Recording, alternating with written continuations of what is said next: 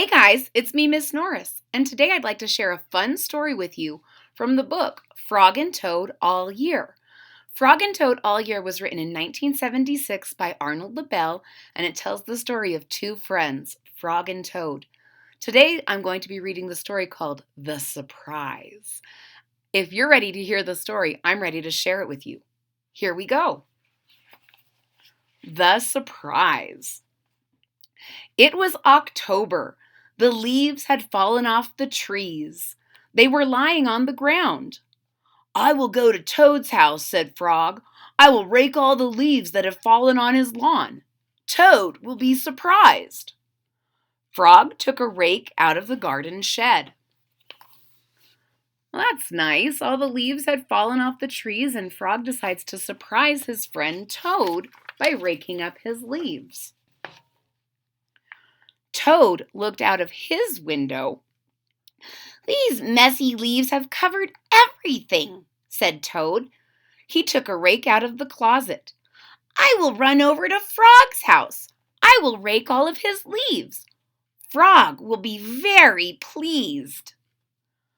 So Toad has had the same idea as Frog. He's going to go surprise his friend and rake up his leaves. Frog ran through the woods so that Toad would not see him. Toad ran through the high grass so that Frog would not see him. So they're both trying to be a little bit sneaky because it's kind of fun to surprise somebody and do something nice when they don't expect it. Frog came to Toad's house. He looked in the window. "Good," said Frog. "Toad is out. He will never know who raked his leaves." Toad got to Frog's house. He looked in the window. "Good," said Toad. "He will never guess who raked his leaves." So you can see Frog is peeping in Toad's window and saying, "All right, I can really surprise him because he's not here." And Toad is looking in Frog's window saying, "Good, I can really surprise him because he's not here."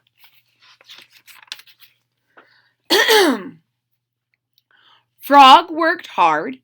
He raked the leaves into a pile. Soon, Toad's lawn was clean. Frog picked up his rake and started home. Toad pushed and pulled on the rake. He raked the leaves into a pile. Soon, there was not a single leaf in Frog's front yard. Toad took his rake and started home. So they both raked all of the leaves from each other's yards into a pile. Wow, that is some nice friends. A wind came and blew across the land.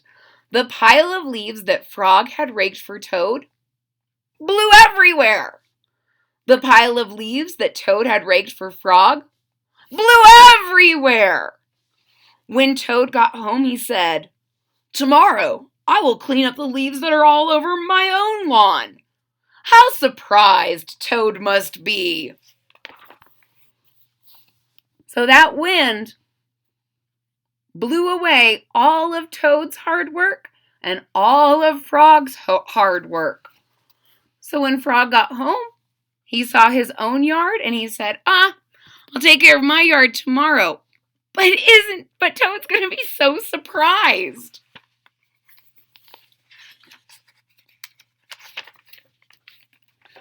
When Toad got home, he said, "Tomorrow I will get to work and rake all of my own leaves." How surprised Frog must be. So Toad gets home and he says the same thing. "Tomorrow I'll rake up my own leaves, but I have a special secret in my own brain. I think Frog is going to be really surprised with his own yard." Neither one of them knew that all of their work, all of their surprise had blown away.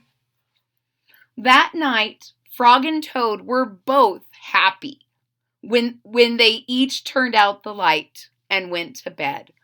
So, ladies and gentlemen, does it really matter if someone notices your surprise? Or does it just feel good to do something good for somebody else? Frog and Toad would have to say, just doing something nice is all the reward you need, and it helps you go straight to sleep. Look at those two friends. The end. Ladies and gentlemen, if you liked the story of The Surprise, please hit that thumbs up button at the bottom of the page.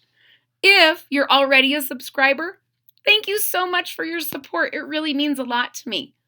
If you haven't subscribed yet, please click that subscribe button down there at the bottom of the page. And don't forget to click the bell so that you're notified when there's new content. I hope to see you all again real soon. Bye-bye.